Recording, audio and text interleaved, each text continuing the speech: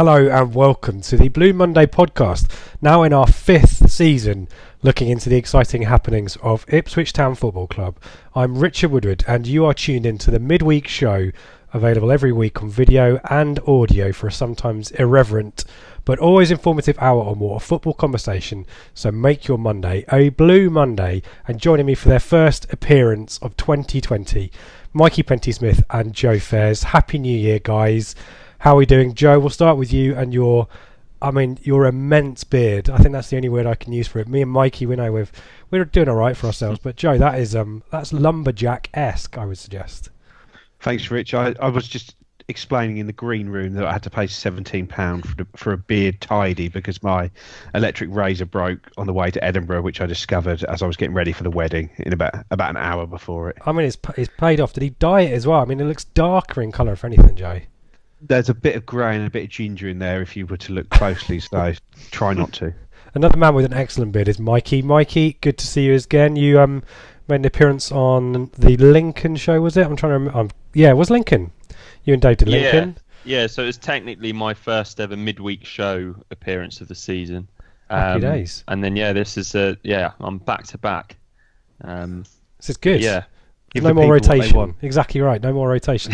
Are you a bit ill, Mikey? You sound a little bit sickly there. I have been suffering with man flu. Not severe man flu, but I have been suffering a bit for the last couple of weeks. Pretty much ever since Portsmouth away. I just never really recovered from that. Yeah, it was nasty, cold and wet, wasn't it? Drenching. Yeah. But did you ever? We heard about your Christmas, Joe. Did you have a good Christmas? Are you back to work? Are you depressed like everyone else is, or you've got a few more days? Yeah, really good. I was back today. I had to go in one day over the break just to price up a job in Cromer, which is pretty exciting. So I hope you scratch the temple and go, that's going to cost you. Well, hopefully we don't get that one because it's quite far away. So that was there. But I'd had the week off before to go to Edinburgh for a wedding, so I've had a nice long break. Excellent stuff. Well, let's bring things up to date with a bit of news, shall we? I'm trying to figure out which way to do this in order. Let's do it. Let's start in significance order.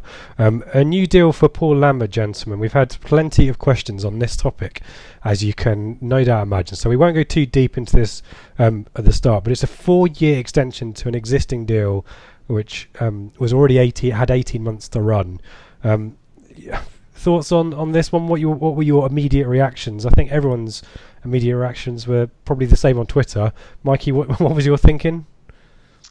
I was absolutely stunned. I just couldn't believe what I was reading. I was speechless to begin with, and the Ipswich fans that I was with one other Ipswich fan and then a Wycombe fan.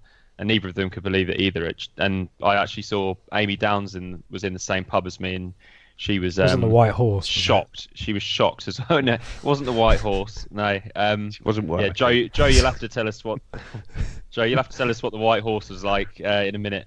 But yeah, initial reaction was just complete just initially surprised that he's earned himself a new contract, with the way that we've been playing recently, but. The overriding thing that I couldn't get over was 5 years. I just don't understand why you need to offer someone a 5-year contract to get them to stay in a job that they're relatively happy in. Surely he would have taken a 3-year deal. I don't know. Yeah, exactly right, Joe. It sounds similar to the kind of Alan Pardew 8-year deal at Newcastle and David Moyes contract, which I think he's now seen through at Old Trafford when he replaced Fergie. What was your take on it?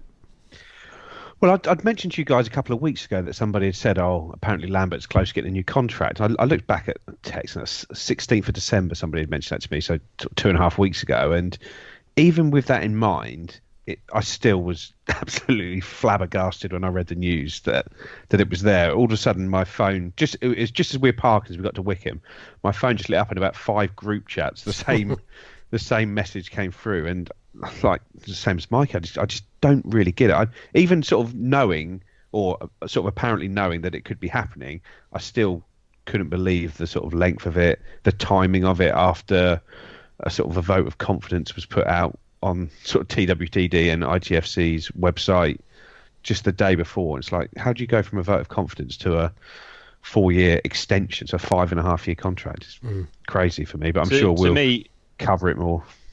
to coin a very, very millennial term, and I'm sure most of our listeners will be aware of this from Leeds fans and Derby fans and whatever on Twitter, but it really seems banter era-esque.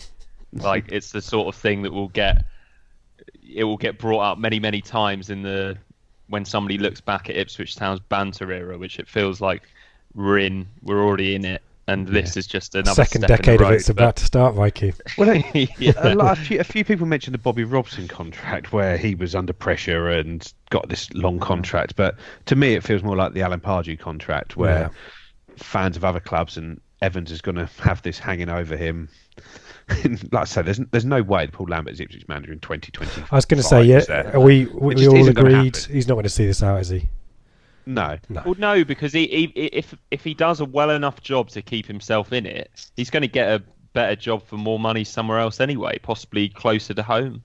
So it's just ridiculous, and that's without being Lambert out. That's putting that to one side, because I'm still on the fence, I'd say, about Lambert's future at Ipswich. But you put that to one side, and still, even if he was offered it when we were top of the league and after we just won at Rochdale, I'd still be like, hang on, 5 years, just bonkers.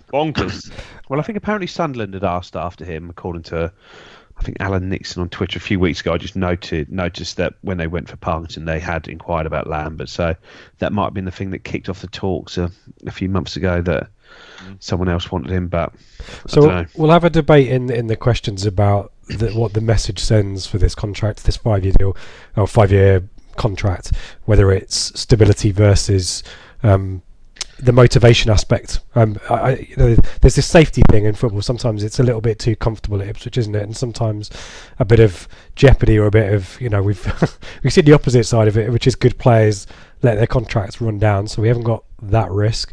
But the flip side is, where is your motivation to do more? And it'll be interesting to see how that plays out. But yeah, as I say, plenty of questions about that and reactions to that. He's been doing a lot of chat online the last few days over Christmas and New Year's, Leo Neal. More quotes from him yesterday around the transfer window. He'd already admitted that it's unlikely to be a busy January transfer window, and when has it ever been a busy transfer window at Ipswich? I guess it was last season's was quite busy, but that was trying to make the best of a bad situation to try and keep us up. Quotes for you guys. We will keep looking to see if there are those players that make a difference. We were given the kind of tenuous positive that there are 3 important players in Vincent Young, Bishop, Sears that are like adding to the squad, which I don't think any of us new signings are having there. But the big one there, and I listened to this interview driving back yesterday from Wycombe, was possibly an answer to a question that he hadn't been asked. I think Brennan Woolley was asking him around the fringe players. We've got, again, there's a debate about the quality and the depth of our squad, and I think Brennan's inference was maybe shedding a bit of the bloat in the squad, which we all need to do in January, frankly, after Christmas, was to shift some of the fringe players out, I guess, like Jordan Roberts and those kind of players, and obviously players out on loan, and that might free up a few funds or wages to bring players in. And Leo Neal went a little bit further and started talking about our kind of high value players, and didn't mention names, but Downs and Wolfen, and said we want to keep hold of our better players and our younger players as long as possible, but if it's the right in business sense, which we all love as football fans, and provides a chance for reinvestment in the future, it's something we will look at. Joe, your thoughts on whether this is something that is likely feasible in January, and any other thoughts about the January window in general? It's a difficult one, because every player at every club is effectively for sale at the right price, but that right price has got to be an astronomical fee for a Flynn Downs or a Luke Wolfenden, because realistically sell those and we're going to struggle to replace them and sort of get players in to help us this season. And ultimately getting out of this league is our A, B, C, D, 1, 2, 3, 4 priority this season. We've got to get out of this league, and I think there's a hole in the finances of 8 to 9 million. What's the point of filling half of that hole and staying in this league by selling sort of 2 of your, or one of your better players, which both Downs and Wolfenden are? They're probably our best midfielder and our best defender at the moment. So I'd be devastated to see him go, but to be honest, if they do go, it's going to be for a massive fee. In reality, it's going to be that sort of £5, £6, £7 million range, isn't it? And I don't see anyone coming up with that money for either of them in January, because they're not probably good enough to go in anywhere and make the difference in January. So clubs will be thinking, we'll hold out till the summer, and if Ipswich don't go up, then we'll be able to get them for less than what we could get them for in January. So yeah, January business tends to be panicky, doesn't it, in nature, rather than prospective investmenting for future players. Mikey, any thoughts from your perspective on that one?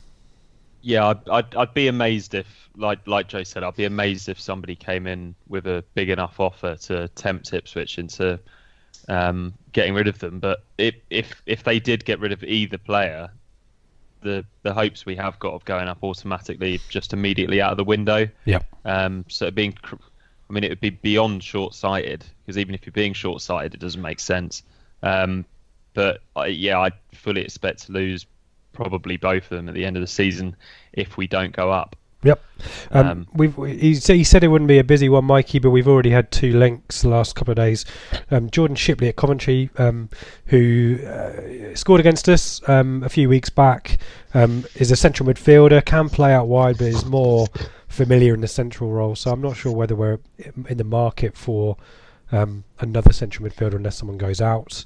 And one this evening, Liam Mchale, who has a short-term deal which I think expires this weekend. He's currently at Halifax and has scored 10 goals in the National League this season, but a lot of EFL sides looking at him. Do you think either of these players fit the bill? I'm sceptical whether the Shipley deal happens. I know Coventry have got a lot of midfielders as well, but I can't see us spending big money on him. And a forward, yeah. Yeah, I was. Let's put the Shipley one to one side, because I think that's just tittle-tattle. That one doesn't really make any sense to me. And as our Coventry correspondent, you've already pretty much told us that is unlikely to happen. But he is a good player, I gather, and maybe he's someone that we'd look at if we were to get promoted. I had been waiting for a lower league target man striker to be linked with us. Looking at his CV, it is a little bit of a Kiefer Moore Mark II, isn't it? Yeah, 6'1", which would suggest not many. That was a gamble that, in its own unique, weird way, did pay off, because we ended up making a nice profit on him despite not really playing him. But yeah, at 6'1", I'm not sure. Could you even really be described as a target man in League One at 6'1", because the centre backs are generally 6'4" and above, aren't they? And he's Keane's 6'3", I think, so he's not going to be the tallest in the squad. Joe, it would be a free transfer. I guess that's the kind of business that we would be looking to do, right? There's not going to be big money spent this January by us, is there? No, there won't be. If the right deal is there, I'm sure we'll pull the trigger if there is a deal there which we think will pay dividends in the future. But like I say, these players like this on a decent run of form, a couple of divisions below, why not give them a chance at the league? Somebody's going to give them a chance in League One and League Two. I obviously haven't watched him. I'm sure there's not many Ipswich fans who have watched many Halifax Town games this year to know how well he's doing. But I say if he does all right, then I wouldn't be adverse to signing him, but not one that sort of leaps off the page. But I thought Mick McCarthy was still in charge because he's an Irish youth international, ex-Wolves. Yeah. Yeah, fits the target. But, I suppose if Jordan Roberts is going out, it might be worth getting him in and just giving him a go in the leasing.com trophy if we're still in it. We'll probably be out of it by the weekend. Yeah. But is this guy better than Jordan Roberts? I was going to say that's probably the question. So. Yeah. We guess we don't know. Young, he's like 26. Yeah. It's an interesting one. I'm sure there'll be more interesting links and possibly stories pushed out there by clubs or agents to make things happen as well. So, as always, make sure you've got your fake news radar on when you're looking at transfer rumours on Twitter. Let's move to Wycombe, guys, shall we? Pre-match, we've already alluded to it. Interesting story in the Irish Sun about the away pub that was recommended by the supporters club on the official Twitter. Neither of you guys frequented the White Horse? No. Yeah, not guilty. I did walk past it. Interesting looking place. I actually walked past it because I was with a Wycombe fan and we were walking into town in the evening, and we walked past it, and about a good hour and a half after the game we saw 5 Ipswich fans stumble out and into a taxi, so they're obviously making the most of their day. New Year. But ridiculous. Did the club just copy and paste that message from the landlord without reading it through? I'm not sure. I mean, I know all publicity is good publicity, but now I don't know. Like it's not really. There's some great photos in the paper. The photos are brilliant. Guy sitting there with the woman climbing over him, sitting there playing it cool, keeping his hands on the seat. Yeah, that was respectable, wasn't it? Yeah, exactly. Right. Of course, he might be one of our listeners. But I hope he is. Yeah. Send us a message and explain it from your perspective, or don't. Yeah. Don't need to. The pictures to tell all the story. Wycombe's weird, isn't it, guys? There's one massive stand, isn't there, and the rest of them are kind of typical League One. But what an absolute bitch to get in and out of. I arrived just before 2:00 and got to the big roundabout just before the industrial estates, and had been given a tip off about parking somewhere else, and moved away from the official kind of park in the field behind the stand. Club car park, and ended up spending half an hour driving around Wycombe trying to find a parking space, and ended up parking 1.5 miles away and missing the first 5 minutes of the game. So I was not best pleased. I definitely joined in with the Wycombe's a shithole chant at the end of the match. More on that in a second as well. What was your experience? Hopefully a bit more sedate than mine. I got there about 1:15 and parked in one of the first car parks on the right as you went in, and just had a space right near the exit. But by the time we got back, we were blocked in because they. I was going to say, we had to wait for a car to come to let the whole car park out, because they pack the cars in like sardines there. So luckily, the car at the end of the car park didn't want us to stay and watch the fireworks at the end of the game. Nice and sedate for you then, Mike. You were on the train, weren't you? Well, yeah. I mean, no, I wasn't on the train. I was staying at a mate's in High Wycombe. But yeah, ironically, I had, if you remember, I had real issues parking at the Ipswich Wycombe game at Portman Road. But on this occasion, it was really easy for me because, we weren't in any rush. We were going out for a few beers in the town afterwards. But what I will say, that there's been a lot of negativity about Adams Park. And it is a complete shambles. That there's just one long winding road that leads to the stadium, and there's nowhere else to go. We had to jump. We got a taxi from town, not the White Horse, towards the stadium, and then ended up having to walk the last mile ourselves. But that wasn't actually too bad. But what I will say is the stand itself, really good view and really, really good acoustics. Yep. There was a crack in away end if you the ignore fan that. zone outside was quite good, easy to get served in, food quick.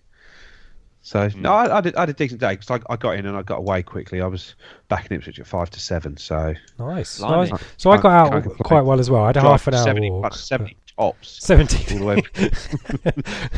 And no more. I agree. It was a shame that kind of logistical nightmare soured the day for me, at least. Maybe not for everyone. Maybe I'm being a little bit arsy about it. A club with kind of bright prospects, and that the new owners and all that kind of stuff, it just felt like that lets them down. And you think if they got promoted to the Championship, let's say the likes of Leeds go down there, I can imagine that being carnage there. So sort that out, Wycombe. But let's get into the proper stuff. Two teams in pretty lousy form. Even Wycombe, no wins. Only one win since we faced them at the end of November, and obviously we know our record is pretty lousy. A 4-1 thrashing on the 29th, though, to the mighty Coventry City before they played us. Big news was probably more on the bench, with Teddy Bishop returning, and a little cameo for him at the end of the game before a likely appearance at Exeter, I guess. We'll talk about that more. But the end of the 4-4-2, we debated that on the previous pods. No, you were the Gillingham pod, weren't you, at the start, Mike? I'm correcting myself before. I was Lincoln, you were Gillingham. There we go. I've corrected that about 20 minutes on.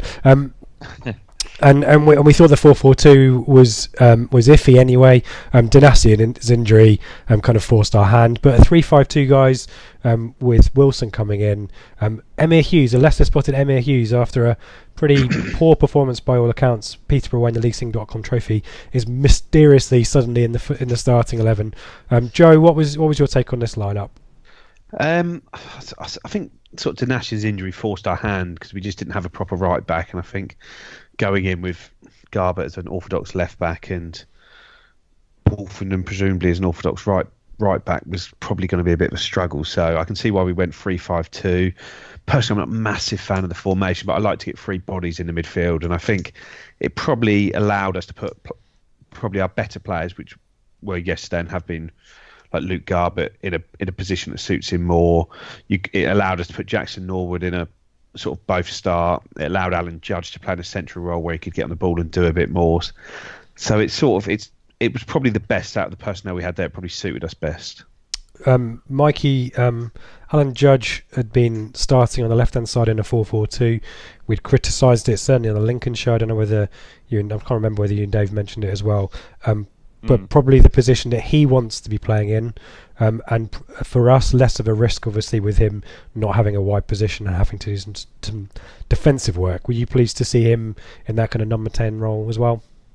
Yeah, very much so. And you could see almost from the word go that he just seemed so much more up for it. And he was his usual self, just demanding the ball at all times. But it was more often in the final third. And you do sometimes see when there's a pass that's maybe slightly overhit or comes at waist height, he's so good at getting that sort of ball under control. And his final ball can be frustrating, but I thought at Adams Park he was really on it from the word go, and I thought Emir Hughes is much more suited to playing in a 3 as well, like current Emir Hughes that is anyway. I felt maybe Downs didn't get to go forward as much as you'd maybe like. It maybe hindered him slightly. Not that he had a bad game, but he maybe wasn't on the ball as much as you'd have hoped. But yeah, it was the logical lineup, and yeah, who knows? We might stick with it next time we're in league action.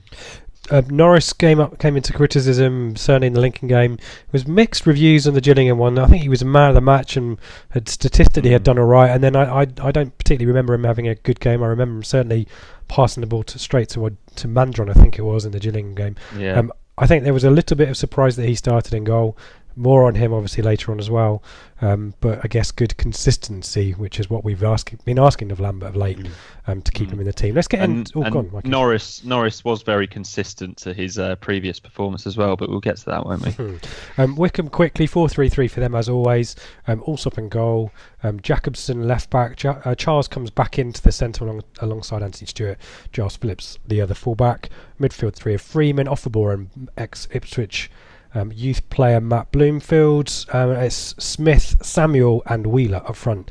The beast Akin Fennoir was on the bench.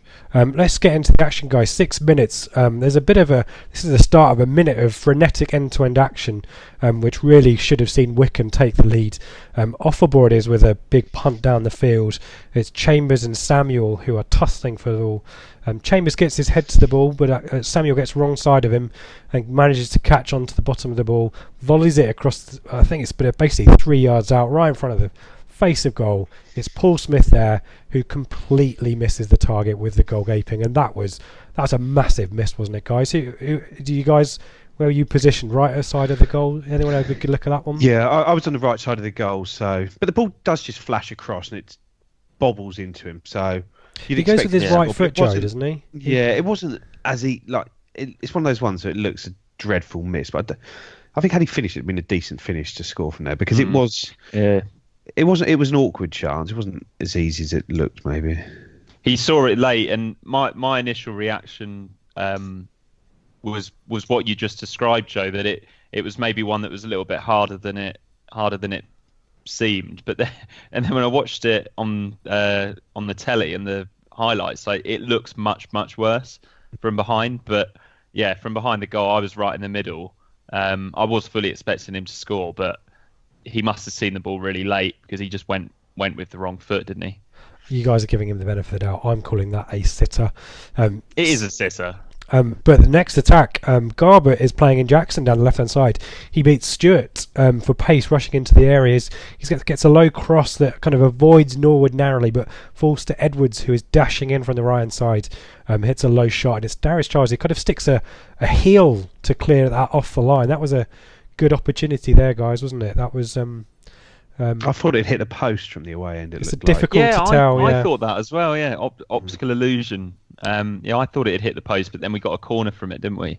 but I thought Edwards was a lot more effective in the attacking sense yesterday. Just seemed to his touch was just there, and his crosses into the box were actually quite good as well. I thought Jackson was quite busy as well. At times he kind of galloped across the pitch to need to pick up things and get on the end of 50-50s. I think certainly he figured out his marker was not as quick as a few moments where he outpaced him.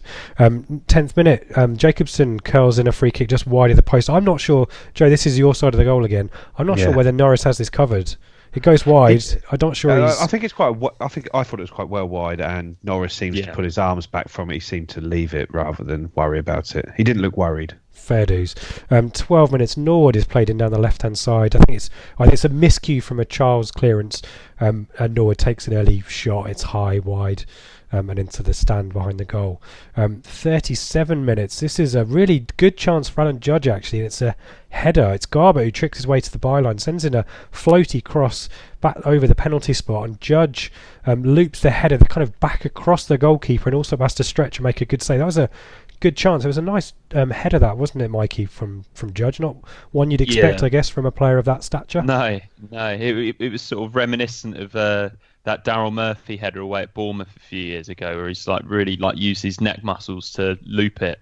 And the goalkeeper, it was maybe a bit of a camera save, but Judge did everything right there, really. It was a really good bit of improvisation. And that's half time in terms of chances. I guess a few things to mention is we've talked about Chambers and Samuel kind of clashing in the first sort of 5-10 minutes or so. Chambers and Wilson have to swap, actually. Samuel was quite a pest at the start of the match, and they swapped around. I was really impressed with Samuel yesterday. And Wilson, to be fair to him, kind of quieted him down. He kind of disappeared a little bit out of the game. He's going to have a moment in the second half, but that kind of switch did well. Chambers probably a little bit, I'm not sure, lacking in confidence is probably how I would describe it. But generally, it was a fairly decent first half, albeit lacking in quality maybe. Joe, your thoughts at half time? Yeah, no, I thought we just about had the better of the first half without really creating enough. I thought we just about edged it. Mikey? Yeah, I thought it was a really enjoyable game of football. It was good League One football, so it's not aesthetically pleasing, but it's quite fun to watch. Yeah. And yeah, I don't know, that the atmosphere was different to what I was expecting. The fact, our fans were really behind the team, and the players just seemed to be bouncing back really well from the Lincoln defeat. Yep, good shout. Let's go into the second half then, and this is a really great chance that Judge creates for himself. He kind of dinks his way through two Wycombe defenders and is in one-on-one with Allsop. Again, I'm going to be critical. I think he powers it straight at the keeper, and actually maybe if he tries a bit of a dink or maybe he plays it underneath the keeper and into the corner, he might score this. But did really well to create the chance, didn't he, Joe? It was a good effort, that. Yeah, there didn't really look anything on, but he just managed to sort of take a touch at a funny angle and sort of power through. It looked like the keeper should come out from where we were. He seemed sort of stuck on his line, but then he obviously made a good save from it. But I say Judge is one of those ones that you'd hope he'd score from, but it's hard to really criticise too much. Is that the one that Norwood got a strike off? Yeah, there's a Norwood rebound there. No, that's the next one. Was it? Okay. Yeah, there is a Norwood rebound on this one as well, but 52 minutes. Garbutt's cross, kind of, it's a similar situation to the Samuel cross in the first half. It's further out clearly, past this through a load of bodies, and it's Norwood sliding in at the far post. And I'm not sure whether I'm guessing he gets the touch because it's a goal kick. But that was kind of a good cross from Garbutt, who had a good game as well, and he's going to get right in the action in the 54th minute. Mikey, talk us through this. Do you remember the reason for the foul in the build-up? I was trying to struggle to remember this. I do. No, was it Jackson fouled on the left? Wasn't it? Basically, Jackson was there, and he sort of got ahead of that Stewart again for the umpteenth time, and Stewart just holds him and kicks out at him, and because I was moaning, I sort of missed the free kick because I was moaning to my mate that should be a booking because he knows that Jackson's away from him and all he's doing is just cynically holding him up and fouling him, and he sort of gets away with it for not being a booking because he doesn't seem to really be going anywhere. But it was a real cynical, just hold him, not let him past and kick him effectively. But he's going to get punished for it, Mikey. He does, yeah, and it's really, really intelligent play from both Judge, Garbutt and Norwood as well, because from the Wycombe standpoint, they'd be really annoyed because this free kick was right out on the touchline, and one of the basics of football is you just try and get men in front of the balls to stop the opposition from taking a quick one. But Alan Judge has got the ball in his hands, which makes the opposition think they're taking their time over this. The ball's in his hands. They're not going to take a quick one. But then Judge sees the opportunity. I don't know whether it was something that was planned or whether it was just an idea that popped into his head.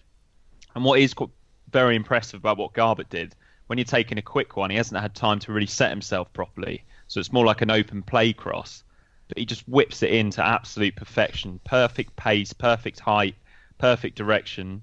And Norwood does what he's good at, which is smart runs in and around the 6-yard box. And he's very good at heading the ball towards goal, I think, in the from about 8 yards inwards. As long as he doesn't have to get up above a defender, he seems to be very good at directing the ball with his head.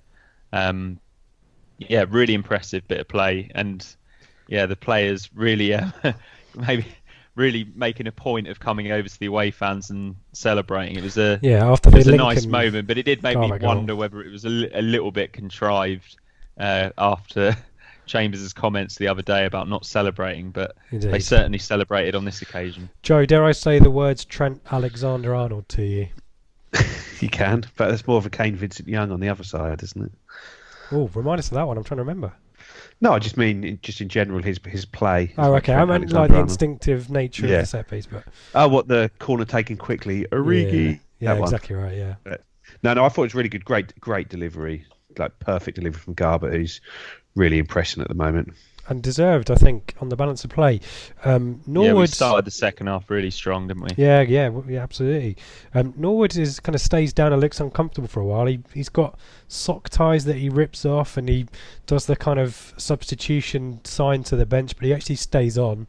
I think the sign was actually tape because he did that, and then he did. I thought he did that. I thought that first, but no issues there. Gamesmanship, and we'd spent a good half a minute to a minute after that goal as well, wasting some time. So some good shithousery from Ipswich, having had that done to us quite a few times in the last few weeks. But 65 minutes. This is kind of the game changer for Wycombe, who really, as we come to expect now, are a little bit more direct.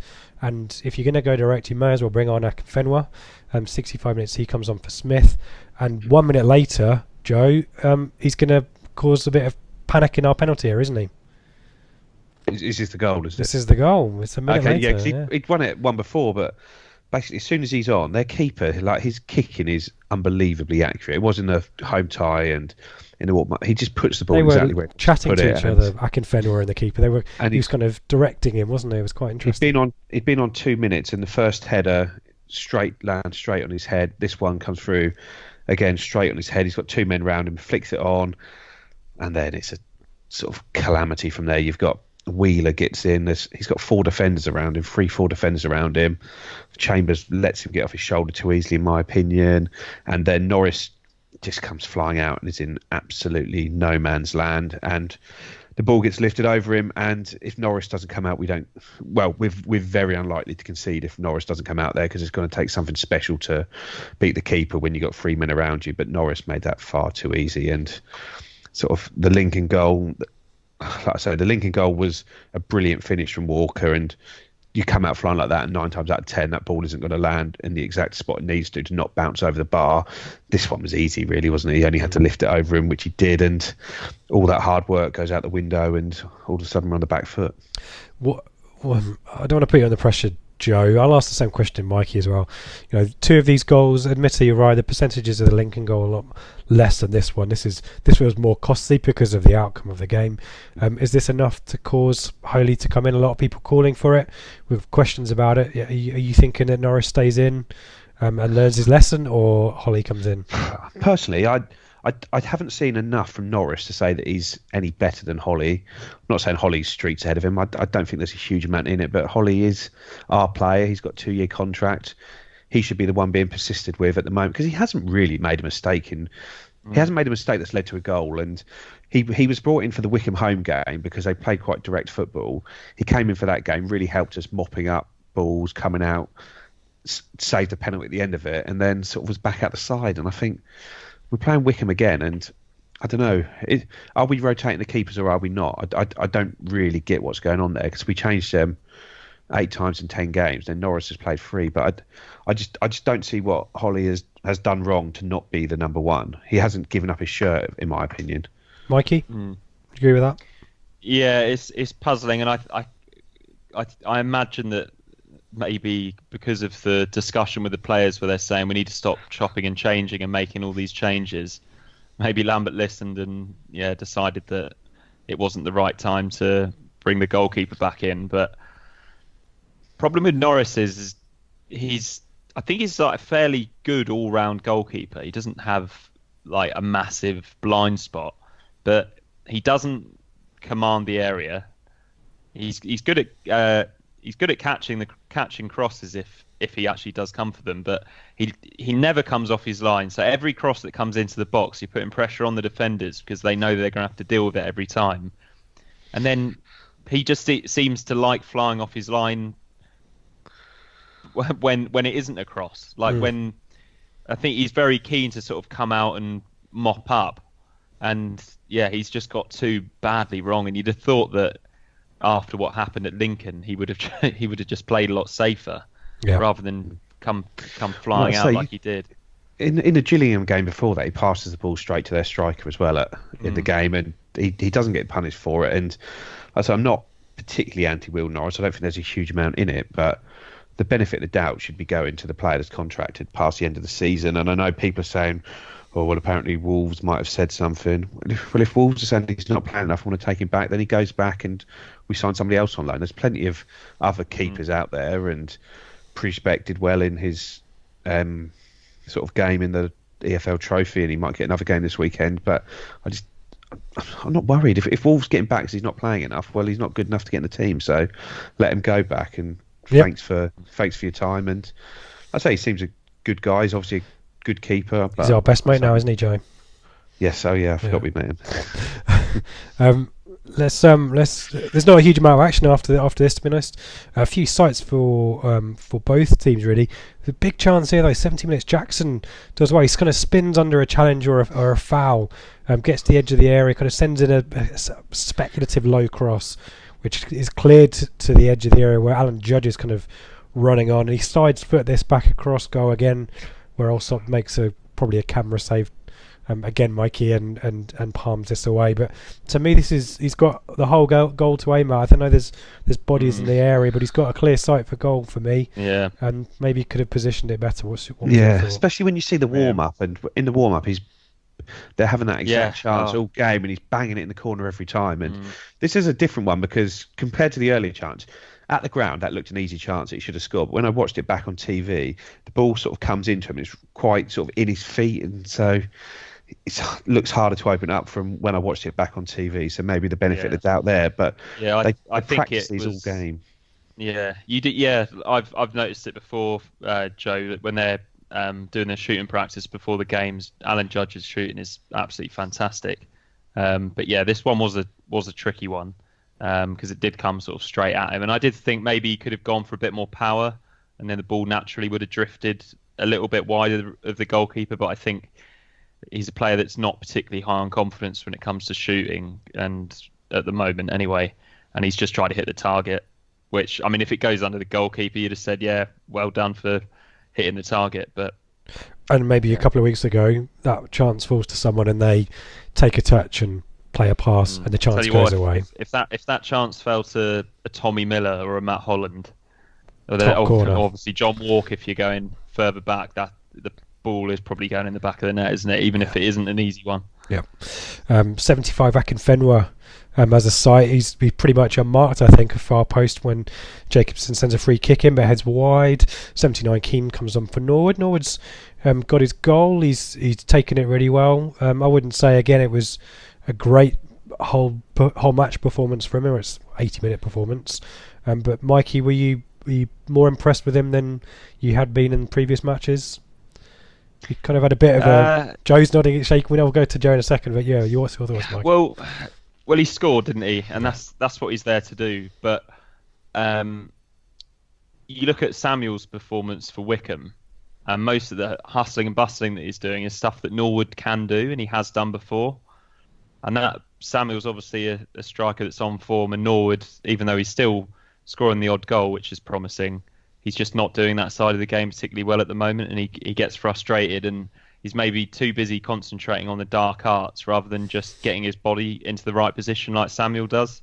Like you see Norwood smashing into players when the ball's up in the air, trying to get a bit of an advantage, and it doesn't really seem to work for him. And I think the constant berating of officials works against him. He needs to be smarter than that. He needs to maybe try and get the ref and the linesman on side rather than having a go at them. Joe, Jackson was busy yesterday. We've mentioned that already. Norwood wasn't as busy. I think it's a better performance than of late, but he's still not really adding much to the team, is he? He needs to score. I thought in the first to half, bring something to he it. was poor. I actually tweeted at half time that he's been offering nothing today, and he's effectively sort of causing us more problems than them with his constant fouling and moaning and whinging. But I tweeted that at half time, but then it obviously didn't go through, so I got home and then the tweet went through, and then all of a sudden people were saying he offered nothing, he scored a goal. No, that was at half time. But no, I just don't think he's doing enough at the moment. He isn't involved in the game at all, really. And when the ball goes to him, his touch is poor. It isn't sticking. He's not holding the ball up. And like, full credit to him for his goal. That was a really good run, really well taken goal, and sort of well anticipated. So I wouldn't take anything away from that. But Jackson is far outshining him at the two strikers at the moment. Everything is going through Jackson. He's stretching teams. He's getting in behind. He's creating chances. He's deserved the goal for his performances of late. But he is if we were to lose one strike at the moment, I wouldn't want it to be Jackson, because I think he is our sort of main man up front. So he's come a long way in the last sort of 2-3 months, and he's really starting to look something. Yep. And can I just say, Rich, I don't know whether there's anything left to talk about in this game. Is there one thing? So one more? Okay, I'll let you do it then, and then I'll go. I've not got much about it. If you're going to tell me about an overhead kick. I was just going to talk about Will Keane. Oh, sure. I think he went up for 3 headers when he came on against centre backs, and he won every single one of them, which was remarkable. And he looked confident going up for them as well. So I don't know whether maybe mentally he's turned a corner there, because took his goal really well at Lincoln, didn't he? He can head the ball. He just needs to time his jumps and everything, and he could be. I mean, if he could win headers against opposition centre backs more often, he'd probably be straight in the team, wouldn't he? Because he's good facing the goal. Have we seen Keane and Jackson at all yet? No, we haven't really, have we? In a 3. Not in a 2 though. Keane's clever with the ball at his feet, and that would suit Jackson as well. Obviously, he works quite hard. Yeah, he holds the ball. Just it isn't up well. Sticking to Norwood at all at the moment. No. But he scored though, didn't he? So he's not gonna drop out of the lineup. I'd be surprised if he did anyway. No. For the next league game. But yeah, it'd be good to see Keane kind of add more to his game, and certainly he's still coming back from injury as well. But he's getting there now and adding goals as well. That's good. 85 minutes. This is the kind of last bit of significant action. We've mentioned him throughout. It's Samuel who is attempting an audacious overhead kick. Is the word you'd use with an overhead kick. I mean, this could go anywhere, right? And fortunately for us, it flies wide of the goal, but it's well struck. Would have been a good winning goal potentially, but fortunately for us, probably fairly, misses the goal. That's the last of the match action. We've mentioned Teddy Bishop. He comes on the 88th minute, gets a few minutes. For Alan Judge, to me the substitution for Alan Judge is 10 minutes too late. Judge to me looked knackered. He'd worked really hard, hadn't he? And I was kind of waiting for Lambert to spare him from getting cramp or something, but Bishop comes on, and that's the match, guys. Certainly a better performance than what we'd seen at against Gillingham, Portsmouth, Lincoln. It's not a win, but it's a stepping stone performance, hopefully, at the start of the year. Mikey, Joe, let me come to you first. Your overriding thoughts walking back to the car to sit in a traffic jam after this one. No, it's just better. It wasn't perfect. I think a few players still. Like I say, you look through the team. Norris has made the mistake for the goal. I don't think Chambers had his best game by a long way. Wolfenden wasn't as good on the ball. Edward struggles defensively. Downs was a little bit anonymous. Hughes sort of drifted out of the game quite badly. Norwood struggled, but yet even despite all that, I'd still say it's a better performance, which shows the base which we're coming from and how far even using that team it can go. So I'm hoping that this leads to a bit of consistency. I'm hoping the chat after the Lincoln game leads to some consistency in both sort of selection, formation that we've now got sort of potentially 9 days on the training pitch before the Accrington game, depending on what sort of team we send to Exeter. So I think we need to. I'm hoping the comments from the players are along the lines of we need some stability. Rotation isn't working for us, because I know sort of privately that is what they're saying, because I've heard that from sort of a few people now. So that is something that just the players do not like, and changing formations every week it's hard. I know these are professional footballers, but someone like Luke Chambers has been centre of a 3, right of a 2, right of a 3, left of a 3, left of a 2, and you're changing it every single game. And I know these sound like small changes, but playing left of a 2 to right of a 3 defensively is a massive change, and it really changes your game. And Edwards is playing all over, and sometimes needs must with regards to injuries and who's available. But asking players to play all these different roles and in different systems is too difficult for, and they're in League One for a reason. They're not world class players that can just drop in, like come through the Ajax academy where they play right back one week, left wing the next, centre forward the next, centre back. These aren't these players. These are basic League One players, and they need to be treated as such. And hopefully that's where we go, because this league is dross, and if we play well, we will go up. Mikey, a couple of bits for you. Firstly, thoughts on Wycombe. Yeah, they're still top of the league. We've seen them twice. I haven't been overly impressed with them. Emir Hughes came in. My performance on Twitter, I thought he was fine. Give us your thoughts on those two bits. Fine. So on Emir Hughes to begin with, he's still not the player that he was a few years ago.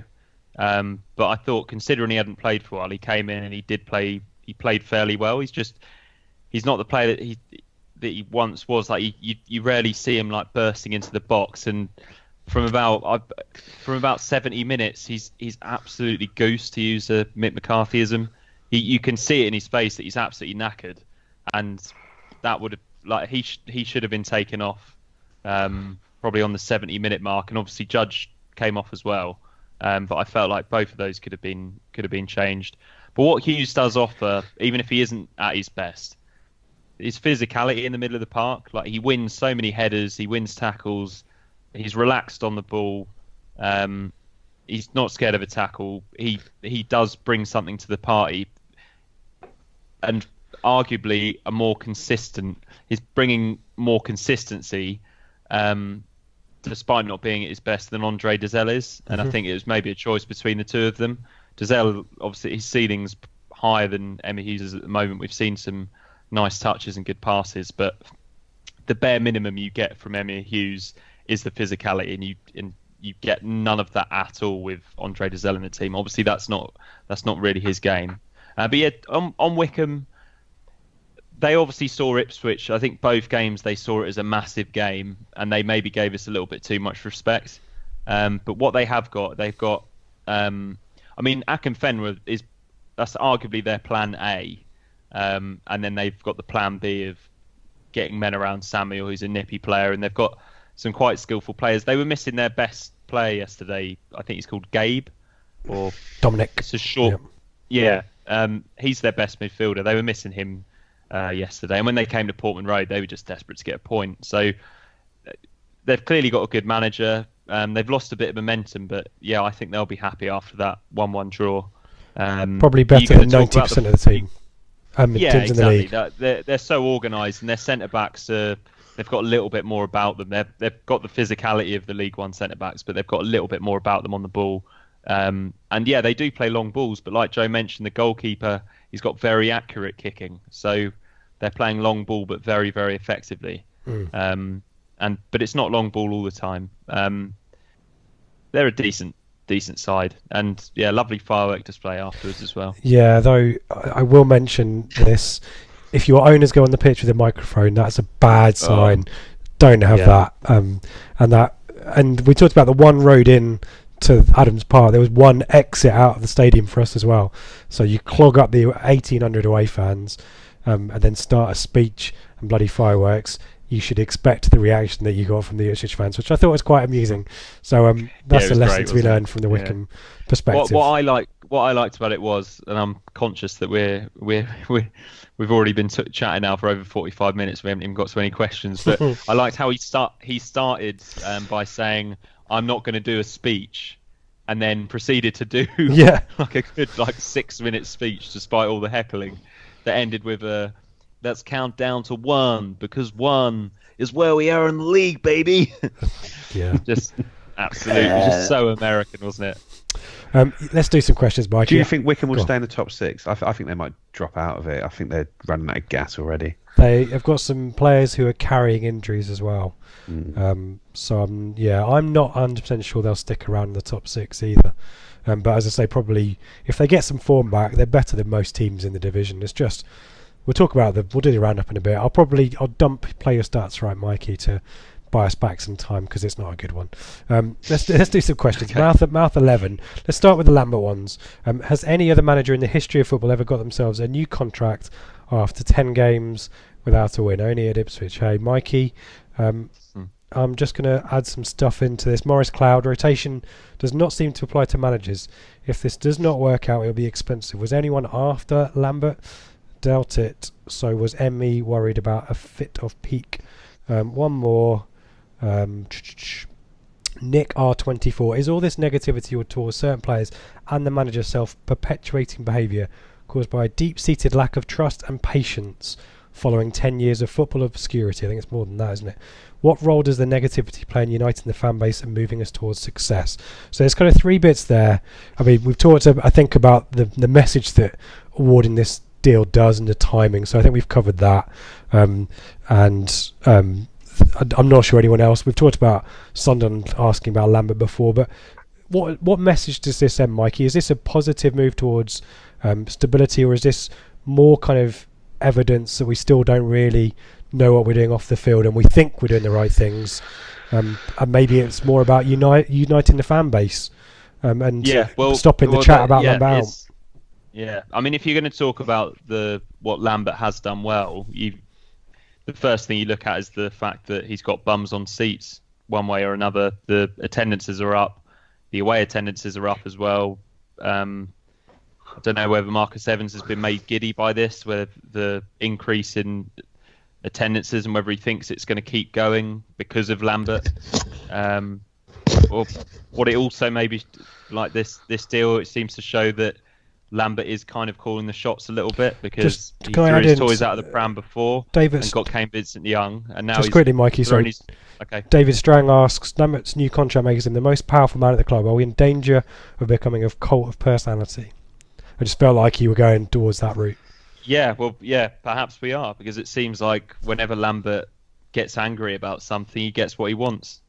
He's almost like a spoilt child, isn't he? That's if whatever he wants, he seems to get. This may turn out to be an absolute masterstroke. You don't know the stability that he could bring, and maybe that will bring the best out of him as a manager. Maybe this Lincoln debacle. I mean, in the short term, it looks like there's been a positive reaction after that. Maybe it'll all turn out great, and in May we'll be saying, well, that 5-year deal, we were all so upset about it, and it's turned out fine. But yeah, it could be a very expensive mistake. And I think there's still some deep-seated mistrust or lack of understanding of Leo O'Neill's role and Marcus Evans' role and what happens behind the scenes. It's just strange. Even if we were flying at the top of the league, I think the length of the contract would have surprised me. If we were in Wycombe's position yesterday, 5 points clear or whatever, I still think I'd have been amazed had that come out with that contract 4 years. It just seems so unnecessary. But like I say, I think the one thing it does do is it removes that question of, is Lambert going to go or not? If he doesn't turn this run round, is he going to go or not? Because we basically said he is. Like, I know 5 years is ridiculous, but he's going to be with us at the start of next season, isn't he? Bar an absolute disaster. Like I said, my favourite message on it was from one of my friends who said that we should send Lambert's agent to do the Brexit negotiations. Yeah. Let's talk about other things, shall we? Andy Roberts. Now we've only league and leasing.com trophy games left. Christmas out of the way. Surely no longer need to chop and change. Surely now it's time to pick the best 11 unless we get injuries or bad form. We'll talk about extra a bit, Joe. But I think we're all agreed no more rotation needed. And do you keep playing the same 11? Is the excuses about Saturday, Tuesday now relevant? I don't mind a couple of changes to the 11. I think where we're falling down is just the chopping and changing of systems so frequently that ultimately, if we're playing 4-4-2, for example, I personally prefer 4-3-3. But if we're playing 4-4-2, if we played Chambers and Wolfenden on the Saturday and we got a Tuesday game, well then, yeah, by all means, rotate one of them out of it and give another player a chance. But it's when players are coming into totally different roles and totally different systems. And as we'd seen in the previous games, when it's taken us half an hour to sort of work out where we are, we want the players to come in flying. And if a change is being made, we want it to have been worked on the training pitch. So from minute one, we're at it. But I'm not adverse to using the squad and making 2 or 3 changes a game and just to keep it fresh. But we've got to come on with some stability. Yep. ITFC Mark asks, Mikey, is it better to stay in League One than going up, losing every game and coming straight back down again? Yeah, you often hear fans of mid-table Premier League clubs saying when they've been in there like 3 or 4 years, they say they're relieved to come back down to the Championship and be competing and winning games again. But and then it gets to the end of September. I don't get as excited when we win games in League One as I did when we were in the Championship. I just think if you offered me a second year in League One and guaranteed we'd be going for promotion again, rather than coming straight back down again because we don't have a clear pattern of play, I'd probably take it. But just because we're Ipswich and we're quite a big club doesn't mean that, because it wasn't that long ago that we were in the Championship and we were saying, oh, look how far we've fallen. So who's to say that wouldn't happen in League One as well? Lose a couple of our best young players, the negative atmosphere coming back, the attendances would drop, and it would just be just as negative as it was the last year in the Championship, but it would be a league lower. And then we'd inevitably have to start worrying about the future of the football club as well. Well, we talked about Downs and Wolfenden. If we stay down, they're definitely off, aren't they? So yeah, I think get out of it. We haven't won a game for 2 months anyway, so it's not like we're winning every week in League One, is it? Yeah, it's true. Some questions about the January window, Joe. Jason, would you agree the need possible defensive signing to a bit of organisation? He suggests a Mowbray type. Not being a good run of games for Chambers, and similar. Paul Westlake suggests as well. I can't see a better signing for us in this window than securing Garbutt. Different class, he says, against Wycombe. Lee O'Neill seemed to downplay our chances of getting him in this window from Everton. But defensive signings, would you be looking at that yourself after yesterday? Well, if we're going to persist with 3 at the back, then we need another centre back, because you can't play 3 at the back and only have 4 centre backs in the squad, especially when one of them is massively out of form and realistically can't be trusted to start and finish a game. So if we are going to stick with 3 at the back, there's a sort of New Zealand international kicking about that would do a good job for us on the left. Yeah, good shout. And he can dominate in the air, can't he?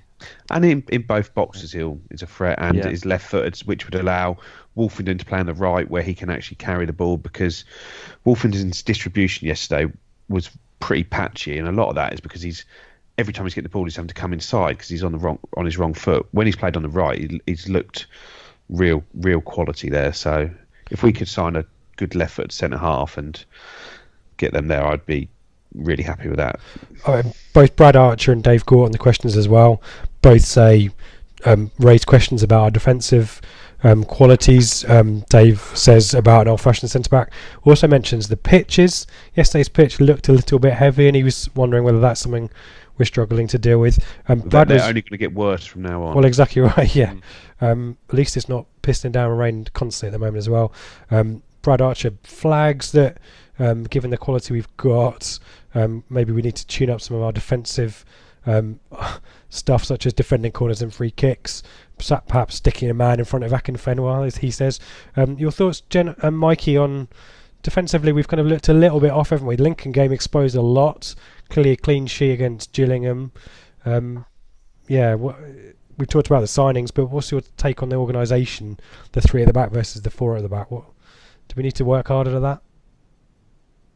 Yeah, perhaps, and there's maybe been a bit slight loss of form with Chambers and maybe to a certain degree Wilson as well, although he's more just a head it and kick it sort of defender. I mean, Garbutt is he really a proper defender? He's not really for me. Guion Edwards has been playing in quite a deep role, and although he wasn't as rash at Wycombe, we know that the lad can't tackle, bless him. How many times have been booked now? 9 times, I think. And just the constant chopping and changing, and the different midfield as well, because the midfielders are all trying to do different things. It's not easy, and yeah, the defending hasn't been great. But the Lincoln game aside, it's not like we've been shipping goals left, right, and centre. True. And they looked, although Wycombe did create a couple of decent chances, they were a lot more solid yesterday. We still rely on teams missing their chances, don't we, Mike? You know, we saw that Paul Smith chance. We do. So maybe not all that. Maybe that's a consequence of League One. You know, that's the level we're at. Yeah. Mullet, we've got a couple more. Obviously, lots of questions. Thank you to everyone to send them in. A lot of them of a similar theme that I think we've dealt with. So apologies if I've not read your one out. Mullet asks, how effective would we be this season, Joe, if we made substitutions which changed games and sometimes results too? It's a strange one because we make our substitutions so late, don't we? Normally around sort of the 80th minute or beyond, and unless we're losing, when we're losing, we'll make them early. But if we're winning by 1 or we're 0-0, he won't make a change, and the players aren't even warming up on the substitutes, are they? And it's such a sea change from when he was at the Norwich manager, where they used to. It felt like 25 minutes ago they would chuck on strikers and try and win every game, and sometimes you'd win, sometimes you'd lose. But with them, more often than not, they were winning. But he seems to have lost that edge, that sort of his mojo or his bottle in trying to win games, which we're drawing. He sort of seems more worried about conceding than scoring. So I don't know. Hopefully something will click and that will change, because I said there's been so many games where you're making changes 84 minutes, 82 minutes, and they don't give the player long enough to get into the game. And I know it's a strange one. Not many game changers on the bench. Keane, Dobra, maybe. There's not really many other players we've got on the bench, Joe, who can do something and make an impact. Am I being harsh? Yeah, I think so. I don't see how many game changes you expect teams to have on the bench, because you've got to cover the sort of solidness of the injuries. There's a couple of live, like El Mazouni could have come on, and when Judge was struggling, and sort of put him on in that position and see if he could create something. Or I say there's players there to do things, and we'll have Sears on the bench more often than not in the next few weeks as well. He's an attacking option. Mm-hmm. Keane offers us something different, as you mentioned. Teddy Bishop as well, the ball carrier in midfield. That's a change, but we're crying out for some bloody wingers, aren't we? Because it's going to be hard to have a plan B if you don't have wingers. Yep. Let's end with this one from Will Airy. What should Ipswich's New Year's resolution be, Mikey, for the year ahead, aside from win more matches? Win more matches, play better football. For Lambert, it's got to be just find a formation and just work really hard at it. And if it doesn't work one week, maybe just keep going on the training ground. Get promoted. Simple. Joe, any resolutions? Win the league. Win the league. There you go. Simple, Will. That would just... Oh, and another one, maybe a New Year's resolution for Ipswich Town would be to empty the whatever the boil water vessels are every now and again, rather than just reheating them every Saturday, so everything ends up tasting like limescale. How about That'd investing in one. I mean, it's probably payments? been 10 years. Yeah. Better service in the bars, but stuff working. Yeah. There we go. That's the questions, guys. Should we do the roundup briefly? I'm still mulling whether we can squeeze in a player stats right. We're doing not too bad for time. The results though from New Year's Day. I'm trying to pick out the ones that are interesting. Southend, a point for them away at Wimbledon. Still no win for Sol Campbell. They are definitely down, and that is miracle territory. That would be fascinating to see that. I can't see it myself. Doncaster 1, Oxford United 0. That's a big kind of top of the table clash there. Oxford had been the form team, had gone to second, I believe, and have now lost that situation. Doncaster were down. They weren't even in the top half before that game, I don't think. Were they not? Yeah, despite a couple of really good results against quite right. They're 15th. Well. I've maybe got them confused with Rotherham. Northern teams generally. That's a one for Mullet. Fleetwood 1, Sunderland 1. Sunderland still not particularly good in form. Fleetwood's form is tailing away a little bit. Pompey, it's a 1-1 draw with Gillingham. Peterborough, also a team at the top of the table with a poor run of form, a 2-1 defeat. It's not easy at Lincoln. They're no mugs, and they beat Peterborough 2-1. MK Dons, Graham Coughlin left Bristol Rovers for Mansfield, and they've plummeted. Probably you'd expect them to. MK Dons under Russell Martin 3-0 victors there. Rotherham 2, Blackpool 1, another sort of top 8 or 9 teams there. Coventry City, guys. Matty Godden, 2 hat-tricks in 2 matches, 4-1 winners away at Tranmere, and probably the form team in League One at the moment. The top of the table, Wycombe still there despite no wins in 4 matches, 44 points. Rotherham now occupy second place with 41. Coventry behind them with a game in hand on 40 points. Oxford in 4th, 39. Ipswich in 5th on 38 points, and Peterborough now 6th with 36. Ipswich, Oxford and Coventry have a game in hand. Ipswich and Oxford. We keep talking about our game in hand, by the way, on Twitter. Our game in hand is against Oxford, one of the form teams in the league. So let's not pretend that is 3 points waiting to happen there. Oxford away as well. Fleetwood, Bristol Rovers and Portsmouth teams just hovering outside. But it's really compact now. Form has gone all over the place in League One. So this promotion race has got many months to go yet. Any other comments on outcomes or results or league positions, guys? Or should we can quickly do a bit of player stats, right, if you want? Yeah, let's do that. Yeah. Why am I asking? I'm in charge. We'll do what I say. Player stats, right. I have looked through the stats. I've got my own little crappy stat machine. It's not to as many decimal points as the Renegade Statmans, but it doesn't need to be in this particular instance. We are doing the number of player rotation changes per match since the Rochdale victory at the start of November. So from the Rochdale team to the Blackpool team, how many changes in personnel? I don't care about the formation. How many player personnel changes were there? And in this instance, there are some where the same is an answer. I should just let you know. Are we against each other, or are we going to try and do it together? You can do what you want. I can give you the Rochdale team if you want, if that's helpful. Yeah, that would be. Really? They're both league games, so it's not going to be a huge amount of change. So Rochdale was Norris 4-4-2, I think. Norris, Garbett, Chambers, Wolfenden, Edwards was the right back that day. Judge, Nolan, Scouse and Rowe, and Norwood and Jackson up front. Did Vincent Young play that game, Jay? I don't think he did. I thought he came back for the Southend game. He's out at this point. I think I can confirm. I'd say probably shouldn't have 2 or changed the 3 changes. Yeah, 2. Let's go with 2. 2's bang on, correct. Yes. How many for the So I've given you Rochdale to Blackpool. I now need Blackpool to Wycombe. Higher or lower than 2? Saturday, Tuesday, wasn't it? So yeah, Holy came in. We went 3 at the back. Scouse sitting in front as well. So I could imagine 4 changes on this one. Yeah, let's go 4. Bang on, guys. Bang on. Emma Hughes also came in for that one, if you remember. Maybe we were just playing him against Wycombe. We go from Wycombe in the league. I'm ignoring all the stupid cup matches and going to Coventry in the league. Higher or lower than 4 changes for this one? We were 4-3-3 this game, weren't we? Did Norwood miss out on this one? Yeah, Keane played. Chambers missed out. Scouse missed out. So we go 4 again? I reckon this could be 5. 5, okay. Let's go higher. It is higher. It's 6. 6 changes. Dazelle comes into this one as well. Judge as well. So Bristol Rovers is next. Higher or lower than 6 changes? I mean, it's got to be lower, hasn't it? It is a bit of a gimme, this one. This is probably... I think there's still like 4 changes here. I'd go 4 changes for that, but lower. Lower and 4 is also correct. This is impressive, guys. I'm liking this. I always pick the crap ones. Was that the skews at right back? experiment. It was the that Scouse at right back game. Yeah. We are now at Portsmouth. I seem to remember there was another game in there, but Bristol Rovers to Portsmouth. High or lower?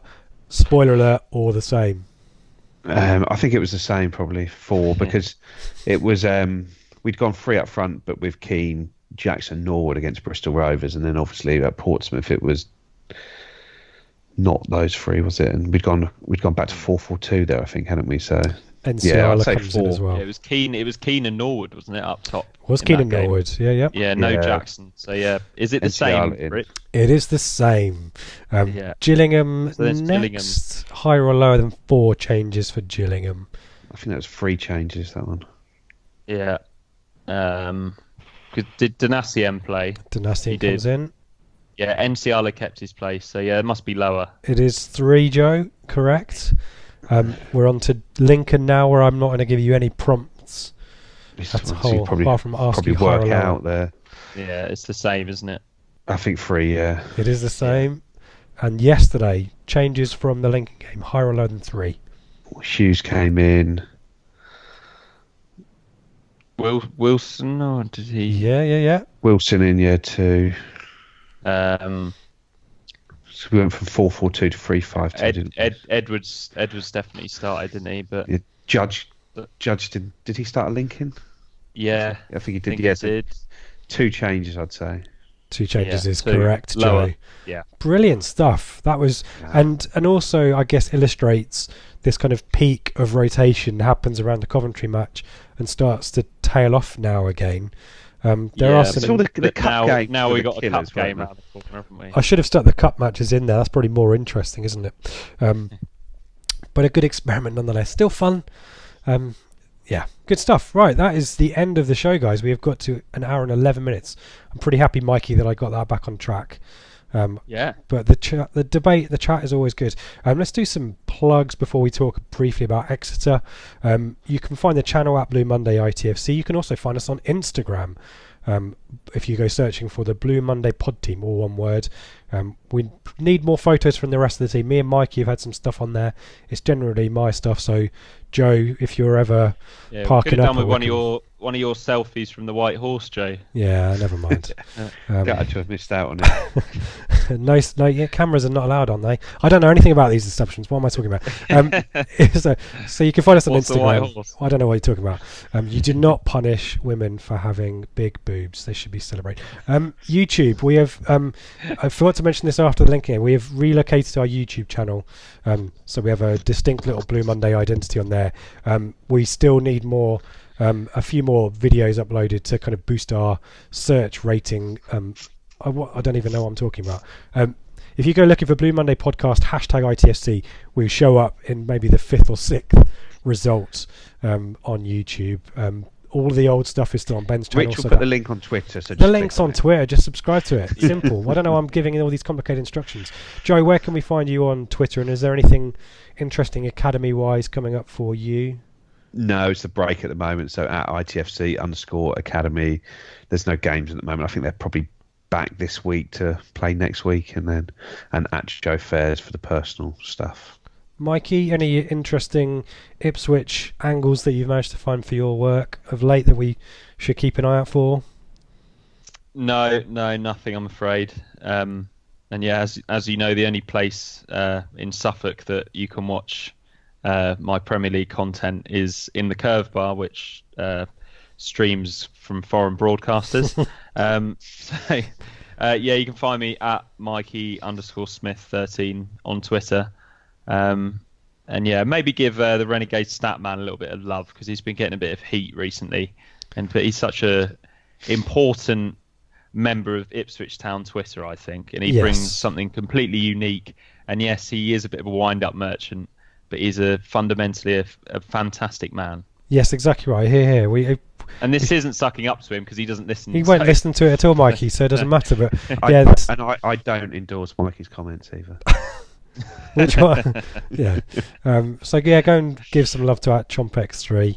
That all kind of got a little bit silly, didn't it, over Christmas? But I'm sure various people got a nice boost on Twitter for various likes or retweets or followers as a consequence of that. So a pat on the back to everyone. But we got questions about Statman coming back on the pod. He's I think it's a self-imposed exile at the moment while he, I don't know, has house building work and stuff like that done. So I'm sure he'll reappear, and this week in ITF's history will hopefully reappear as well, because we want Dave on the pod as much as possible as well. Talking of, we're hoping that, I think it might be a Ben Bloom, Dave Diamond double header on the flagship for Exeter. So peak Blue Monday there. Certainly all these people who've come along afterwards just lowering the same. But Exeter guys in the leasing.com trophy. Joe, are you playing a 3-5-2 with 3 changes, or are you chucking in the kids? I think Lambert has mentioned there's going to be a strong team. The fact that we haven't Saturday, then the next game is the following Saturday. I think probably a lot of the senior players probably want another game in there. Like, obviously, people like Wolfenden have played all 3 games over the Christmas period, so it's probably due a break. But I think we could get a decent team out there, sort of your Jordan Roberts and there, but Will Keane, Freddie Sears, Teddy Bishop, Prisbeck. I'd like to see. Yeah. Well, I'd like to see Sears start. I'd like to see Bishop start, which are sort of 2 big players. But then Lambert, he'll be contradicting himself whatever he does now, because after that that impressive win at Peterborough, was it Peterborough on penalties? He did say that it would be pretty much the same team that won that game that would get the chance in the next round. But now he said that it's going to be a strong team. New contract for Wembley. Yeah, that might be true. Yeah. No, I'd like to go for a strong but sort of rested team, if that makes sense. The players that need a break get left in Suffolk, but those who maybe haven't had quite enough minutes go, rather than go totally youth team heavy. Is this the quarter-final? Is this a significant game, or is this like round of 16? So there's still a few more. Yeah. But we're taking this seriously, aren't we, Mikey? Now this is a trophy, isn't it? Yeah. Yeah. Yeah, we're winning this one. Yeah, we're getting to Wembley. Yeah. Score prediction? Exeter 2, Ipswich 1. I'd say Ipswich 2, Exeter 1. Blimey, guys! On penalties. Good stuff. Right, well, we've done plugs. We've mentioned Twitters. You can find me at Ipswich. I don't know if I mentioned that. I'll do that again. Always a good follow. Always a good chance I might post a goal from the 90s or noughties. So always worth a follow for that. And I'll say goodbye. I'll let Mikey have the last word as always. So Joe, say goodbye. Goodbye. And Mikey. Yeah. Be careful what you wish for, guys, and go easy on the cider in Exeter.